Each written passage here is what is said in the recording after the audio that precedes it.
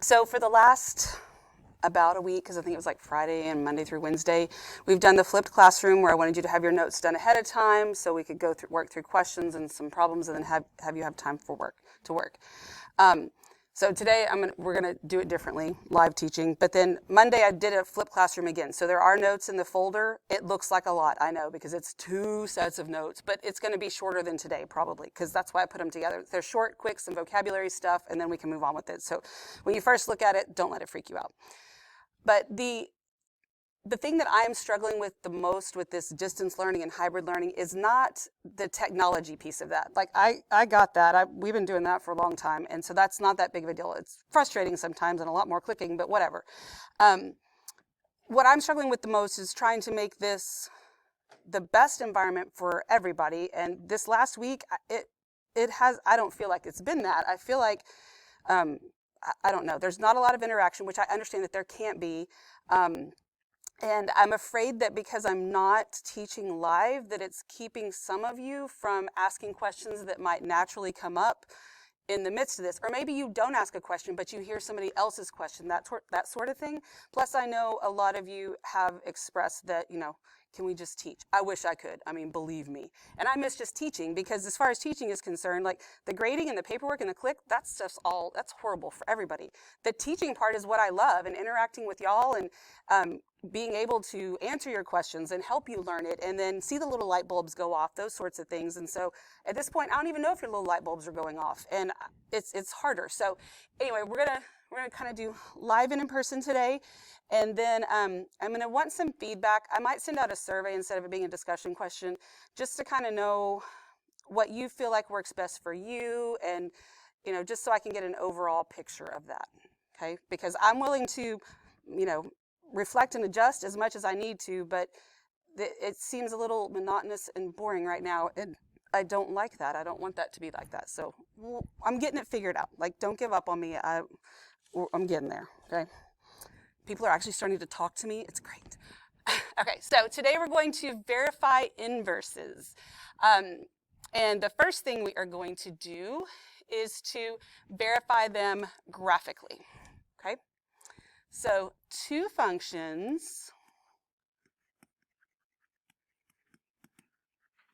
are inverses if they are reflections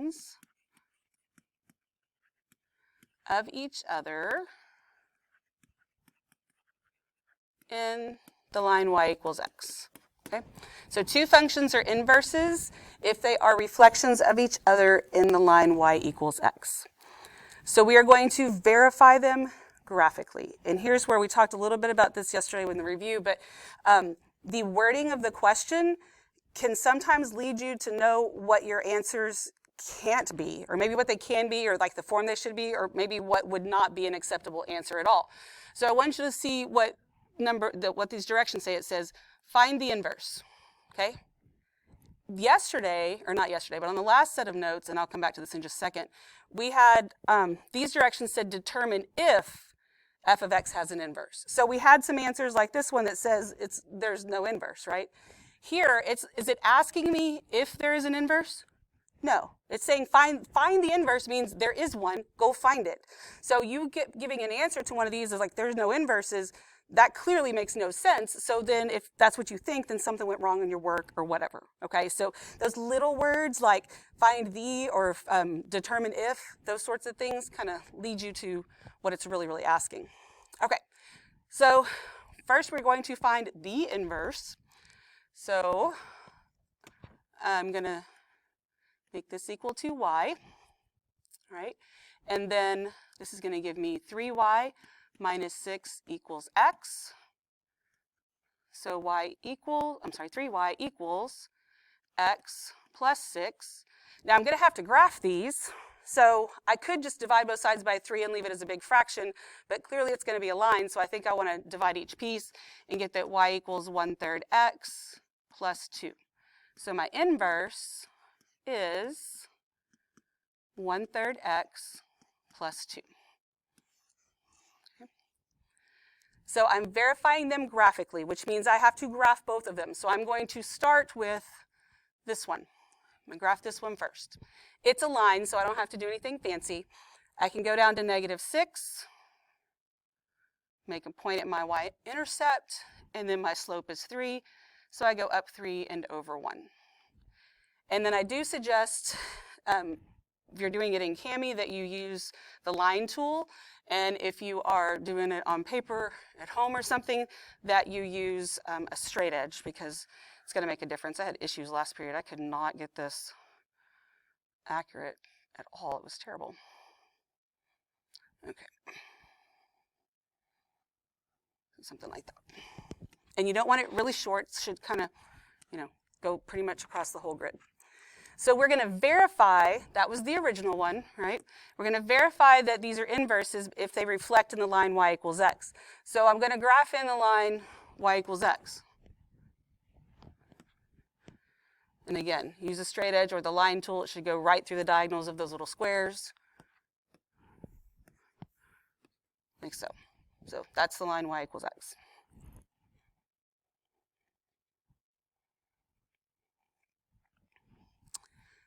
Then I'm going to graph this one.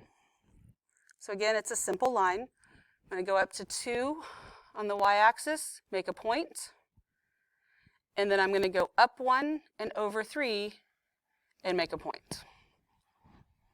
And then draw in my line.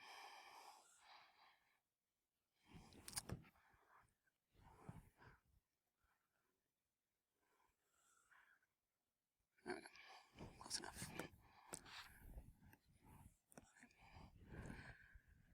So if the line y equals x passes through your original graph, then once you have graphed all 3 pieces, the original, the inverse, and y equals x, they should all intersect at the same point. Now, this happens to be a point that I actually plotted on the second line. That won't always be the case, and that's okay, but you can see that this one is a reflection of this one in the line y equals x. Okay? And that's how we verify it graphically. What questions do you have at this point?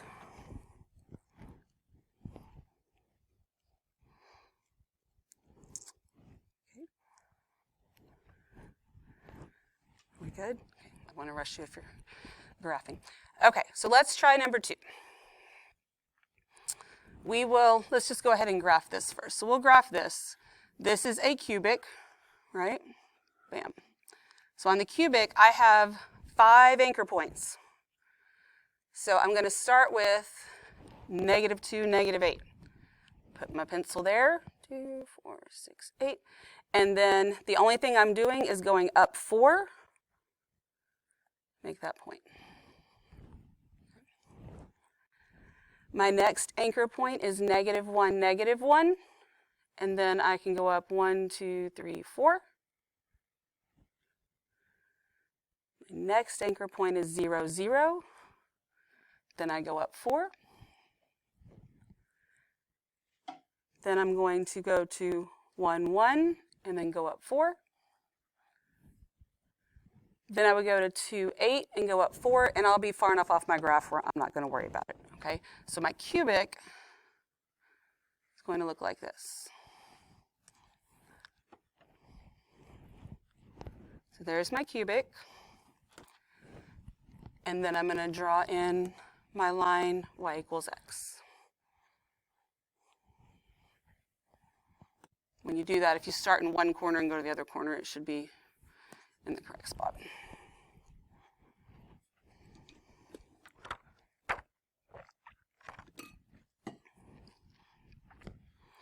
Okay, so now I'm going to actually find the inverse. So this is equal to y. This is going to give me y cubed plus 4 equals x.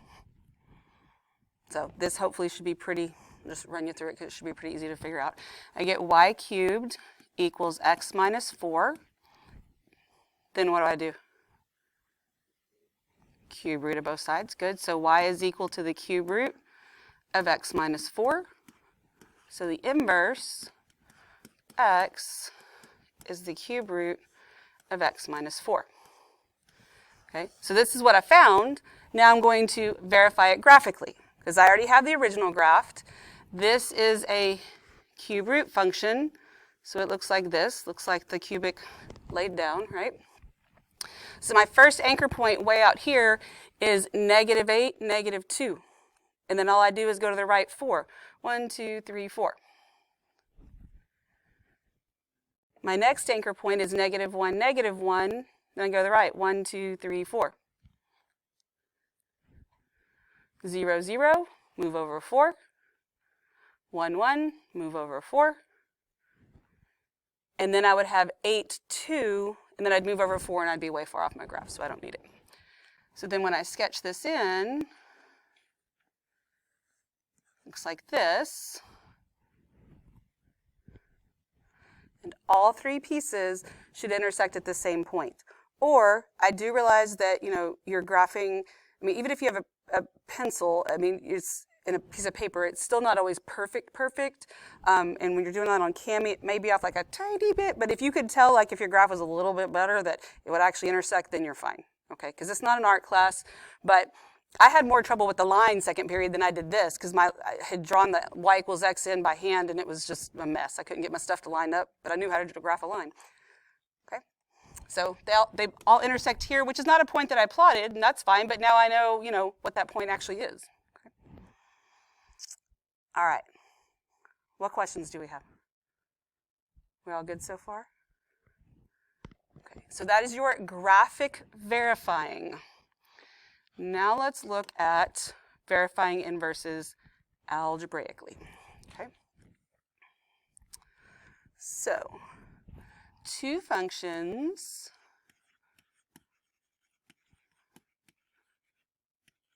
f and g are inverses if f of g of x equals x and g of f of x equals x. Okay, so those two things have to be true. Two functions f and g are inverses if f of g of x equals x and g of f of x equals x.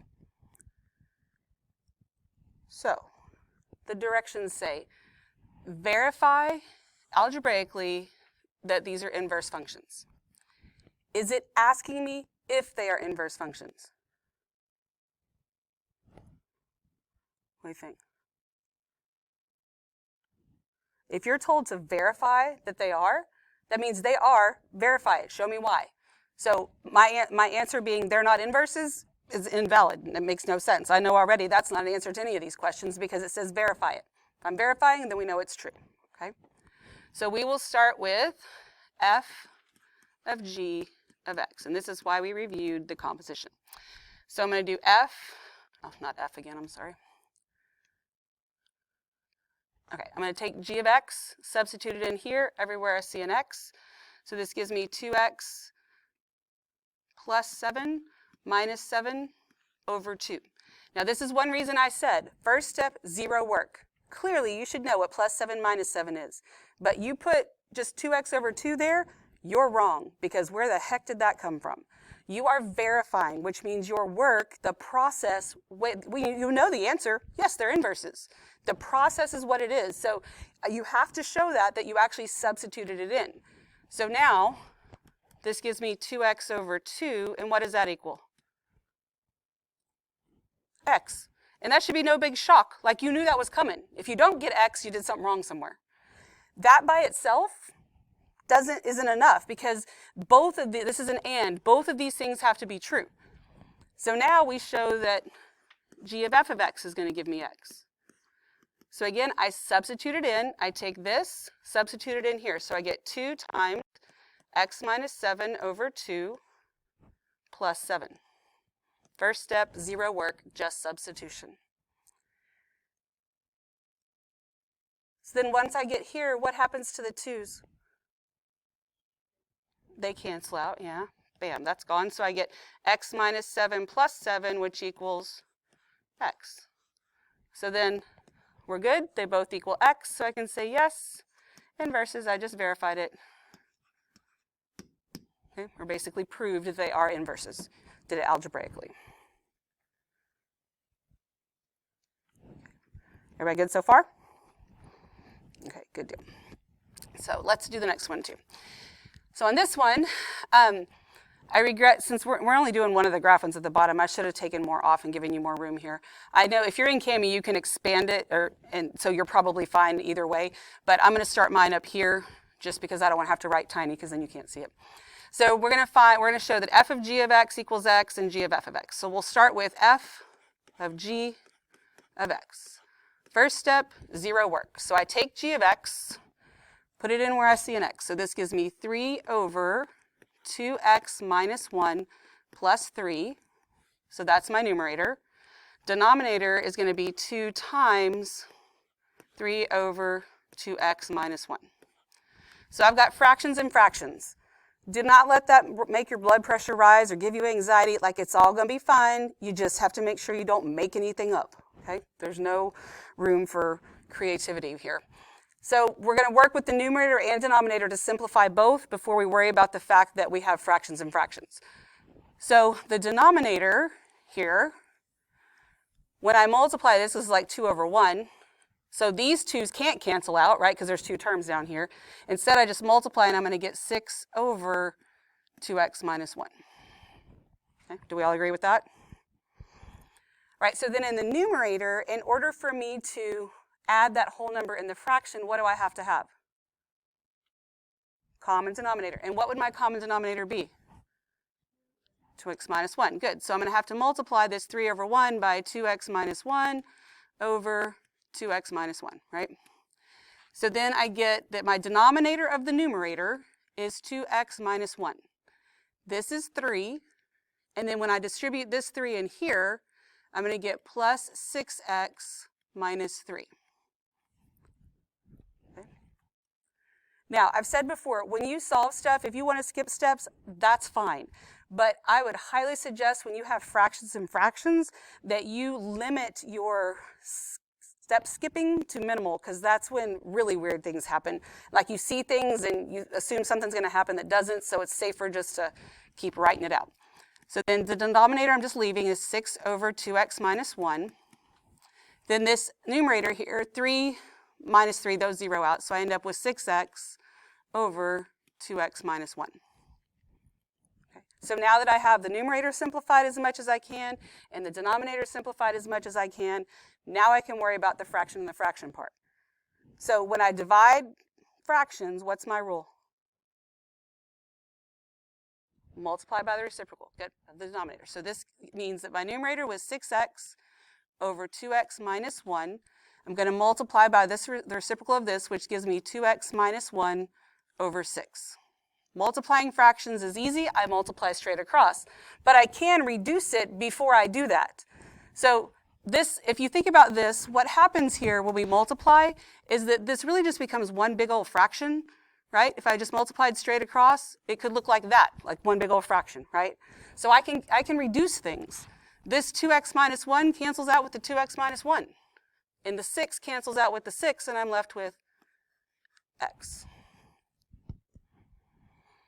If you multiply it all out and distribute and do all that, you're just making your life more difficult. So you just think about, and again, that's why those basic fraction skills are so, so very important.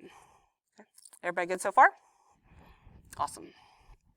Okay, so now that's only half of it. I have to do g of f of x. So that's going to give me 3 over, then 2 times x plus 3 for 2x minus 1.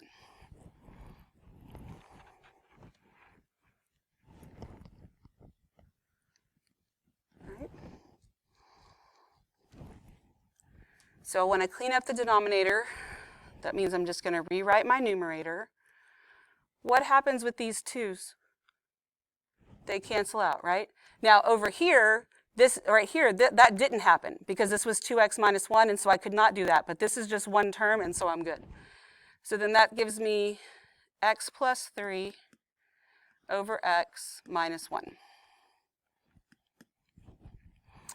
So I need to combine those two terms in the denominator, which means I need a what? Common denominator. I need a common denominator in the denominator. So I'm going to have to multiply this 1 by x over x. So my numerator is still 3.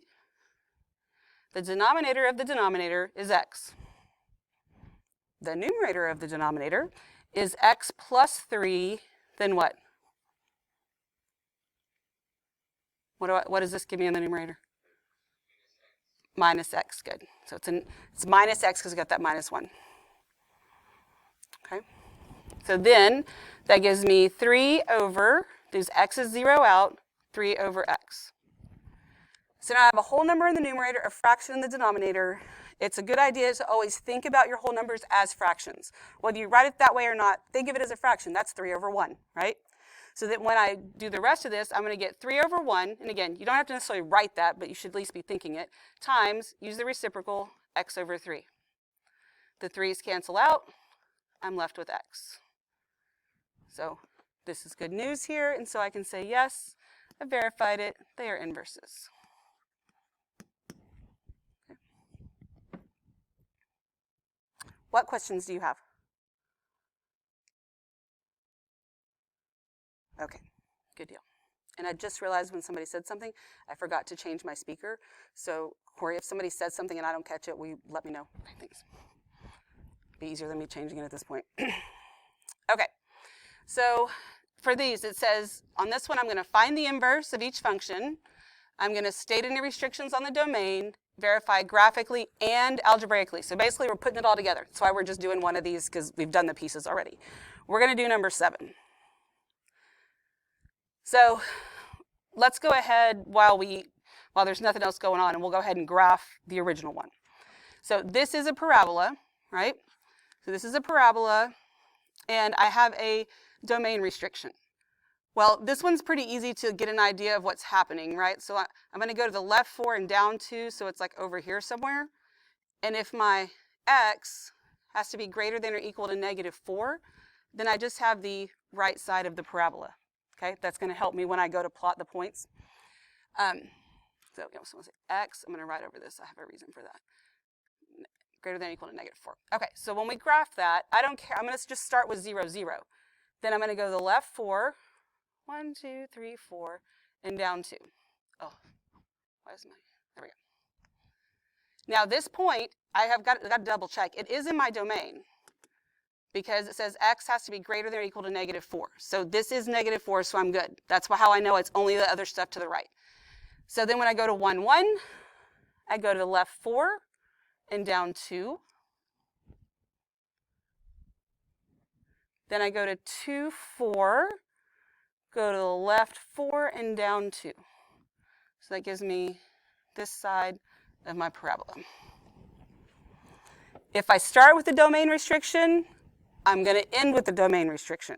So before I do anything else, I've got the domain. I need to find the range. So the range of this function that I graphed would be what? Who wants to tell me? Good, -2 to infinity. So I'm going to write it as y is greater than or equal to -2, which is the same thing, but good, that's interval notation. Very good. And then before I do the rest of that, I'm going to go ahead and draw in my line y equals x. Maybe, if it wants to cooperate. Hello? Okay, so now, because all that stuff's going to have to happen anyway. Now it says find the inverse. So I'm going to go find the inverse. So I'm going to make this equal to y. So this is going to give me y plus 4 squared minus 2 equals x. Okay? So why don't you find that inverse on your own? I'm going to do it up here, but I'm not going to say anything, so I don't want you just copying mine down. Do yours. Make sure you agree with me.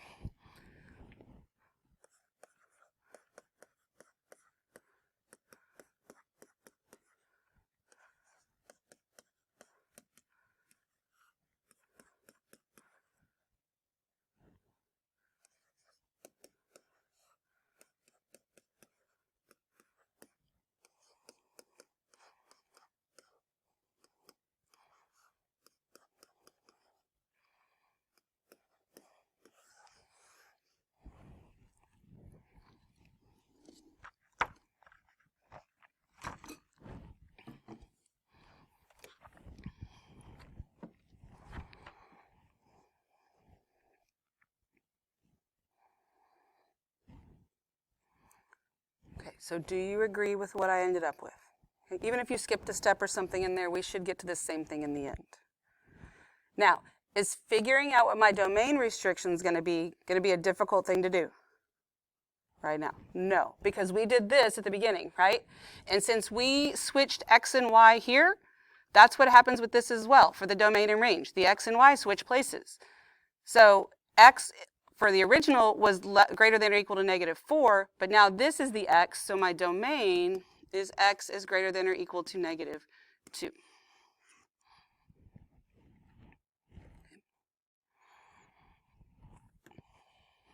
All right, so now I have to graph it because it tells me to do all that stuff, got all that done. Then I have to verify it graphically. So I'm going to graph it. This is a square root function. So I know it looks like this. So I'll start at 0, 0. I'll go to the left 2 and down 4. And then I want to double check that it falls within my domain, and it does. It's everything greater than or equal to -2, so now I know I can only go to the right. Go 1, 1. Then I'm going to go to the left 2 and down 4. My third anchor point is 4, 2. So then I go to the left 2 and down 4. So this gives me my graph. So the original graph didn't cross the line y equals x, therefore all three pieces don't intersect in the exact same spot, and that's fine. But you can see that the pink one is a reflection of the purple one in the line y equals x. So there we go, we verified it graphically. Even though we just verified it graphically, it also says verify algebraically. So we're going to do f of f inverse of x, and then we'll have to do the opposite one as well. So I'm going to take the inverse function, substitute it into the original everywhere I see an x. So that means I have open parentheses, then I will have the square root of x plus 2 minus 4 plus 4, then that's squared, then minus 2. Okay, first step, 0 work, substitute it in. The -4 and 4, those zero out, and then I would just have this square, I would just be squaring this square root, so that'll give me x plus 2, and then I have a minus 2, and that equals x. So that's good news, but it's not enough. I have to do the other one as well. Okay? So we are going to do f inverse of f of x. So you go ahead and substitute it in and work through that on your own. I'll do it up here too, but I want to see if you can do it without me talking you through it.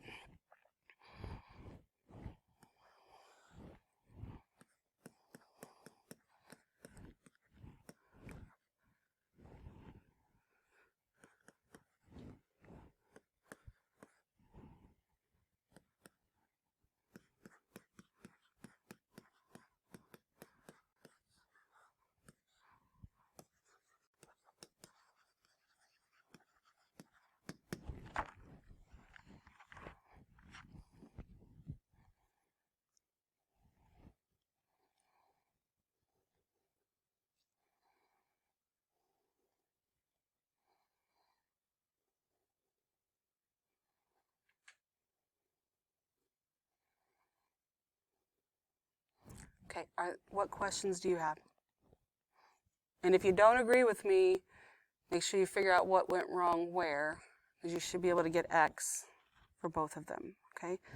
So your assignment today, you're going to have to do and submit in CAMI, is basically two problems like this, where you've got to find the inverse, verify it graphically, and verify it algebraically. And on your graph, you should have three pieces: the original, x equals or y equals x, and then the inverse. Okay?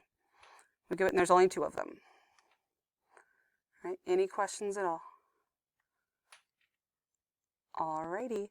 And then I think, I already don't remember if I said this at the beginning of class, but make sure your test is due by 11:59 today, so make sure that you have that 45 minutes set out, because if time runs out or something happens, it happens. Make sure your tablet's charged, all that good kind of stuff, okay? Any questions at all from anyone? All right, so then you have time to work on this. We have like 15 minutes, about 15 minutes, so you might even be able to finish. You should at least be able to get one of them done.